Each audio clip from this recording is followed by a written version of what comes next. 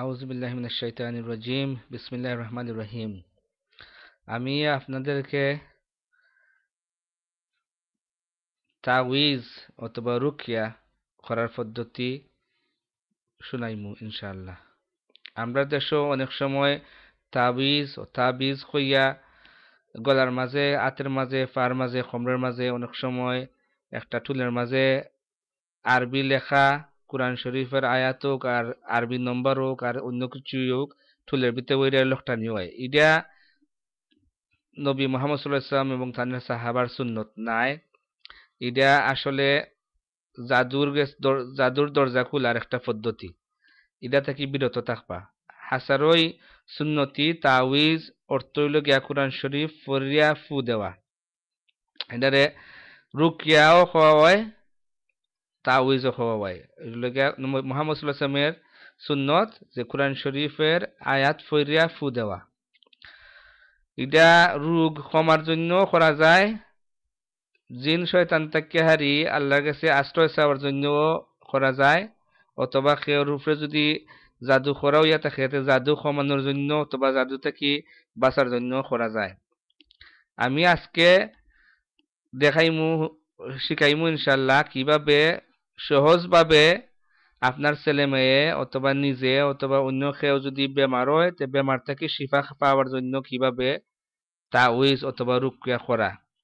আবার আমি কইরাম যে কোনো কাগজের মাঝে লেখিয়া টুলের মাঝে লকটাইয়া গলাত বান্ধা এটা সঠিক নয়। এটার কোনো দলিল নাই, কোনো সহি হাদিস অথবা কোরআনের আয়াত যে ইটা করা ঠিক আছে করি।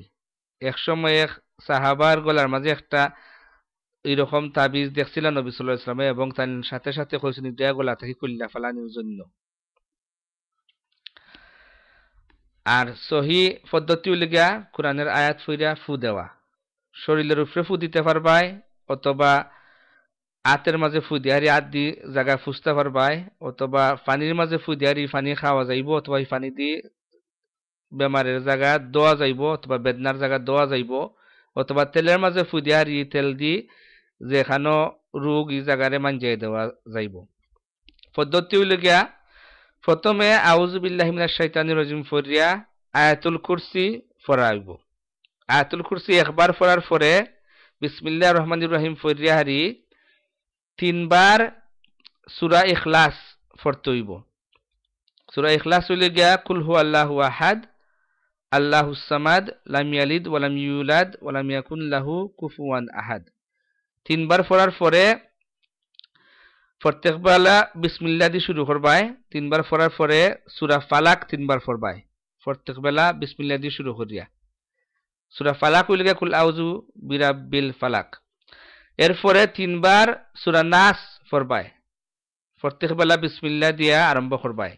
সূরা নাস হইলে গিয়া কুল আউযু বিরাব্বিন নাস, কোরআন শরীফের শেষ সূরা। এরপরে ছোট্ট একটা দোয়া একবার পড়বাই, বিসমিল্লাহি আরকিক ওয়া আল্লাহু ইয়াশফিক। দোয়াটা আমি আবার কইলাম, বিসমিল্লাহি আরকিক ওয়া আল্লাহু ইয়াশফিক। এটার অর্থ হইল গিয়া আমি আল্লাহর নামে তোমার উপরে রুকিয়া করলাম এবং আল্লাহ তোমার রোগ কমাইয়া দিতা। এরপরে ফু দিবাই। আশা করি আপনারা এই পদ্ধতিতে উপকৃত হইবা। আসসালামু আলাইকুম ওয়া রাহমাতুল্লাহ।